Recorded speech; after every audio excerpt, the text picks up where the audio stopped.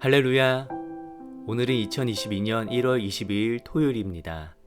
오늘도 하나님의 말씀을 묵상하며 나아가시는 모든 성도님들을 주님의 이름으로 환영하고 축복합니다. 계속해서 누가복음 말씀을 나누고 있는 가운데 있습니다. 오늘 말씀을 통하여서 하나님께서 나에게 하시는 말씀을 깨닫고 하나님의 뜻을 더욱 실천하며 살아가시는 성도님들 되시길 간절히 소원합니다. 우리 다 함께 조용한 기도로 나아가겠습니다.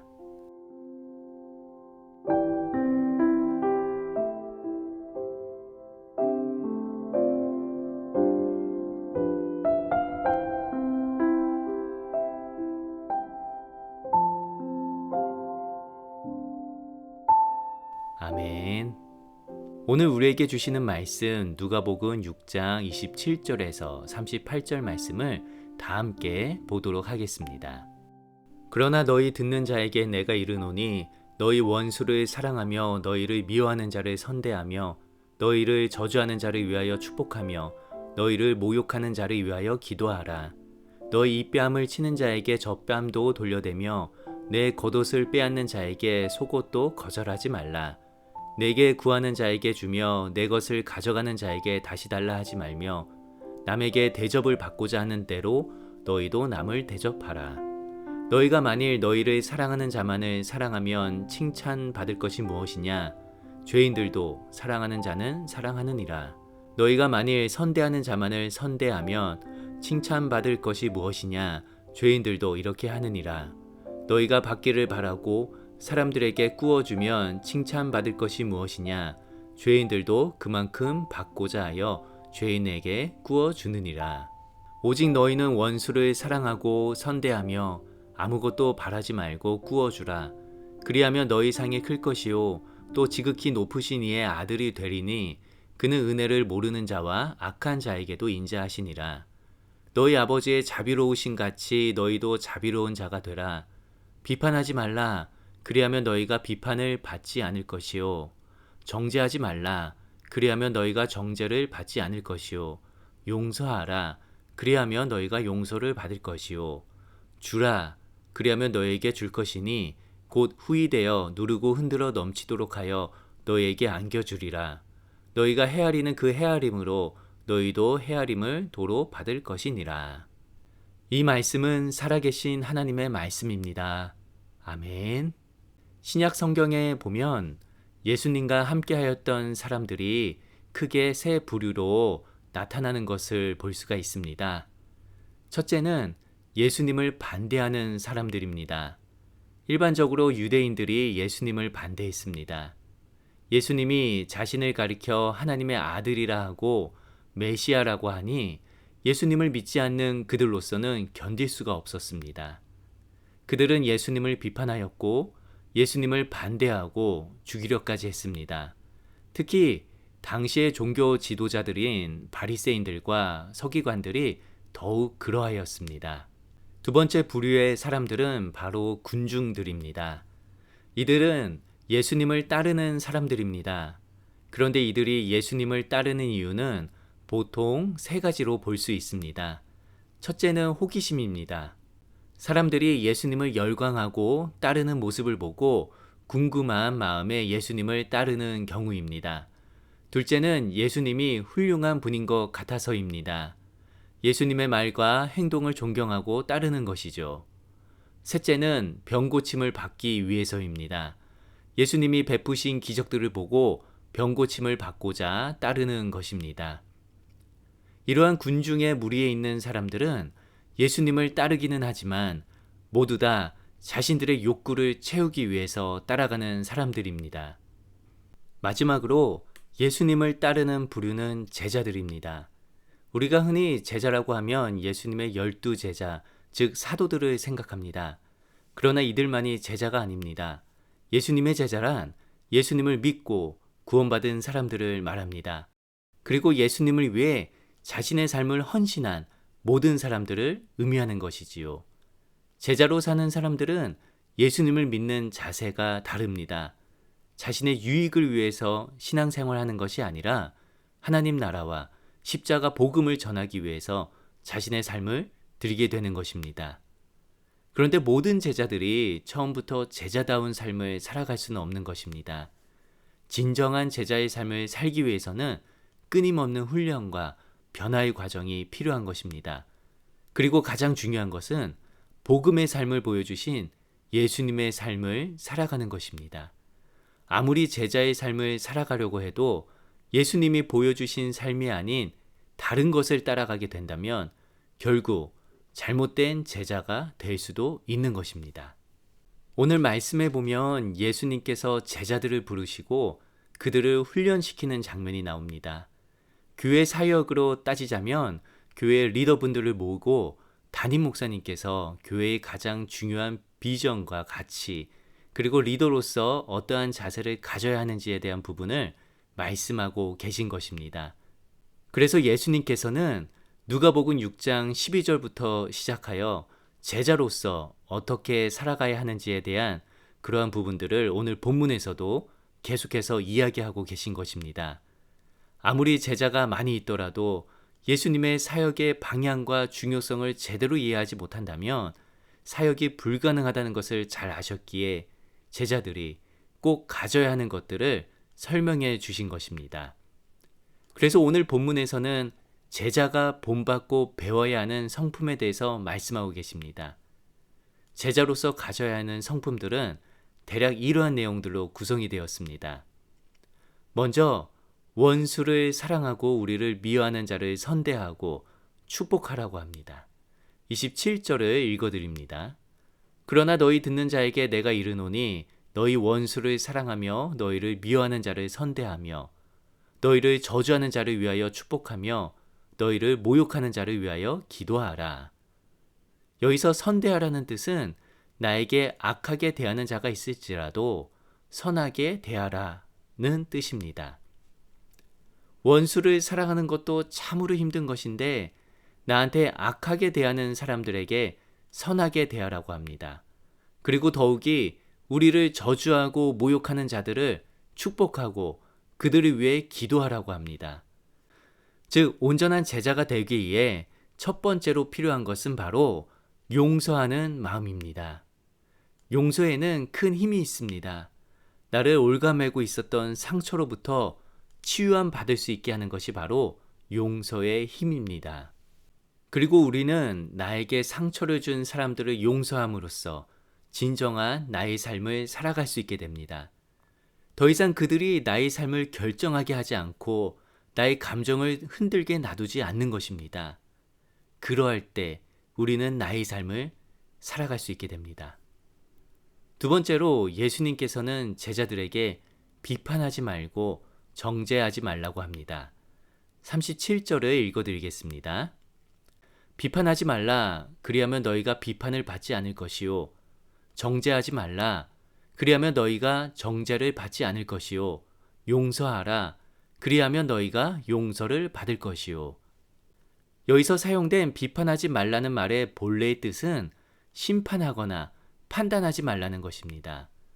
상대방에 대해서 다 아는 것처럼 그의 행동에 대해 판단하고 정죄하는 것을 하지 말라는 것이 바로 제자들이 가져야 할 올바른 자세인 것이었습니다. 우리의 입술을 통해 나오는 말에는 창조의 능력이 있습니다.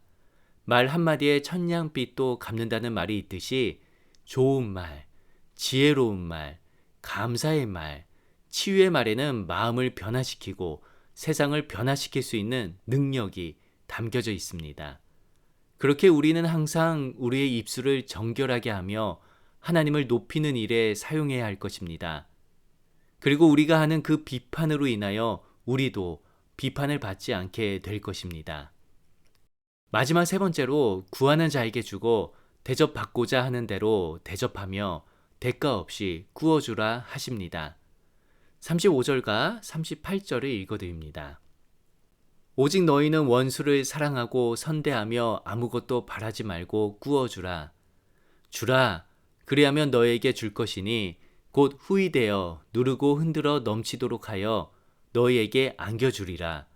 너희가 헤아리는 그 헤아림으로 너희도 헤아림을 도로 받을 것이니라. 한국에서 사역을 할 때 한 가지 제 마음속을 혼란스럽게 만들었던 사건이 있었습니다. 워낙 한국에는 노숙자가 많이 있고 매일마다 교회에 들어와서 돈을 요구하는 노숙자들이 있었습니다. 하루는 수요예배를 드리기 전에 노숙자 한 분이 교회에 들어오셔서 어려운 사정을 이야기하시고는 5천 원을 저에게 요구하셨습니다. 순간 어찌해야 하나 고민이 되었지만 그래도 사역자인데 드려야겠다는 마음을 가진 찰나 주위에 있던 남자 권사님들이 그 노숙자분을 교회에서 쫓아내셨습니다. 그리고는 이렇게 이유를 대셨습니다. 저 사람들은 돈 받아서 담배 사고 술 사고 그래요. 그러니 절대 돈 주시면 안 됩니다. 그분들 모두 신앙이 있는 분들이셨습니다. 그리고 그분들이 틀린 말을 한 것도 아닙니다. 정말 돈을 주는 행위가 오히려 그분들을 더 잘못된 길로 가게 할 수도 있는 것입니다. 그런데 제 마음속이 계속해서 불편하였습니다. 정말 돈을 안 주는 것이 올바른 선택인가? 그렇다고 돈을 준다고 이 문제가 해결이 되는 것인가? 저는 이 질문에 대한 대답을 한국에서 또 다른 경험과 또한 미국에서의 경험을 통하여 해결이 되었습니다. 먼저 한국에서의 경험입니다. 한국에서 매년마다 홍수로 인해 피해를 입었던 지역이 있었습니다. 그런데 한 해에는 그 피해가 너무나도 커서 외부에서의 도움이 많이 필요한 상황이었습니다. 그때 제가 섬기던 또 다른 교회에서 논쟁이 일어났습니다. 우리 교회도 도움을 주러 가야 합니다. 라는 분들과 우리가 가봤자 도움이 되지 않는다. 괜히 도움을 주러 갔다가 성도들만 고생하고 온다. 뒷감당을 어떻게 하실 거냐? 라는 부류로 나뉘어지게 되었습니다. 두 부류 다 틀린 말이 아닙니다. 맞는 말입니다. 그런데 그때 담임 목사님께서 말씀하셨습니다. 여러분, 예수님이라면 어떻게 하셨겠습니까? 옳은 일이라면, 주님이 원하시는 일이라면 당연히 가야 하는 것입니다. 그리고 직접 성도들을 이끌고 3일 동안 수해 복구 작업을 하셨습니다. 미국에서의 경험은 이러합니다. 미국 드류 신학교에서 수업을 들을 때 노숙자를 도와주는 문제에 대해서 이야기를 나눌 기회가 있었습니다. 제 이야기를 듣고 나서 나이가 지긋하신 미국인 친구분께서 이렇게 말하였습니다. 물론 그가 가짜 노숙자일 수도 있고 그가 그 돈을 엉뚱한 곳에 사용할 수도 있습니다. 그런데 우리는 그것을 판단하기 전에 우리가 그리스도인으로서 마땅히 해야 할 바를 하는 것이 옳은 것입니다. 그리고 나머지는 하나님께 맡기고 하나님께서 어떻게 우리의 베품과 나눔을 사용하실지 기대하며 기도하는 것입니다. 그것이 바로 그리스도인으로서 우리가 해야 하는 역할입니다. 즉 우리의 관심사가 돈을 준다고 도움이 될까, 도움이 되지 않을까에 관심을 가지고 분석할 것이 아니라 마땅히 그리스도인으로서 해야 할 일을 하는 것이 옳고 그것을 해야 한다는 것입니다. 저는 그때 이후부터 누군가를 도와주는 것은 마땅히 그리스도인으로서 해야 하는 일임을 깨닫게 되었습니다. 나의 기준에 보았을 때 누구는 도와주고 누구는 도와주지 않고가 아니라 도움이 필요한 사람들을 제가 할 수 있는 한도 내에서는 도움을 드려야겠다라는 결단을 하게 되었습니다. 우리의 베품과 나눔이 때로는 잘못 사용되어지는 것만 같고 좋은 결과들을 만들어내지 못하는 것처럼 보일 때도 있습니다. 그리고 실제로 그러한 경우가 있기도 하고요. 그런데 주님께서는 우리의 관심사가 그것에 있어야 되는 것이 아니라 정말 주님께서 원하시는 것이 무엇인가, 그리스도인으로서 해야 되는 것이 무엇인가에 더 관심을 가지기를 원하시고 계십니다. 그리고 주님께서는 베푸는 이들에게 주시는 축복이 있다고 하십니다. 38절 말씀을 다시금 읽어드립니다. 주라, 그리하면 너에게 줄 것이니 곧 후이되어 누르고 흔들어 넘치도록 하여 너희에게 안겨주리라. 너희가 헤아리는 그 헤아림으로 너희도 헤아림을 도로 받을 것이니라. 우리가 나누는 것과 베푸는 것에 대한 보상을 사람으로부터는 받을 수가 없겠지만 주님께서는 그것을 기억하시고 책임져 주시고 주님께서 더 큰 축복으로 우리에게 보상해 주신다고 하십니다. 사랑하는 우리 성도님들, 여러분들은 어떠신가요? 혹시 베푸는 것과 나누는 것에 인색하지는 않으신지요? 아직도 용서하지 못하는 사람이 주변에 있지는 않으신지요? 한 입술로 하나님을 찬양하고 동시에 사람을 판단하거나 저주하지는 않으신지요? 부디 원하기는 우리 성도님들 모두 다 베풀기를 즐겨하고 용서하는 삶을 살아가고 공동체를 살리며 생명을 살리는 좋은 말들을 많이 하여 예수님의 제자로 거듭나고 살아가시기를 간절히 축원합니다.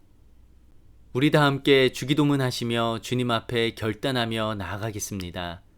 하늘에 계신 우리 아버지여, 이름이 거룩히 여김을 받으시오며 나라의 마옵시며 뜻이 하늘에서 이룬 것 같이 땅에서도 이루어지이다. 오늘날 우리에게 일용할 양식을 주옵시고 우리가 우리에게 죄 지은 자를 사하여 준 것 같이 우리 죄를 사하여 주옵시고 우리를 시험에 들게 하지 마옵시고 다만 악에서 구하옵소서. 대개 나라와 권세와 영광이 아버지께 영원히 있사옵나이다. 아멘. 이 시간 주님 앞에 이렇게 기도하며 나아가겠습니다. 먼저 기도할 것은 주님, 우리의 연약함을 용서하여 주시옵소서. 나에게 상처 준 이들을 용서해 주는 것이 정말로 힘든 것을 고백합니다. 우리가 가진 사랑으로는 그들을 용서할 수 없음을 압니다. 주님이 나에게 주신 그 사랑으로 그들을 용서할 수 있게 해달라고 기도하시기 바랍니다. 또한 두 번째로 기도할 것은 나의 언어 습관이 비판적이거나 누군가를 정죄하지 않게 하옵소서. 하나님의 소망과 사랑 그리고 화평을 말하게 하시고 사람들이 나를 통하여서 그리스도를 볼 수 있게 하옵소서.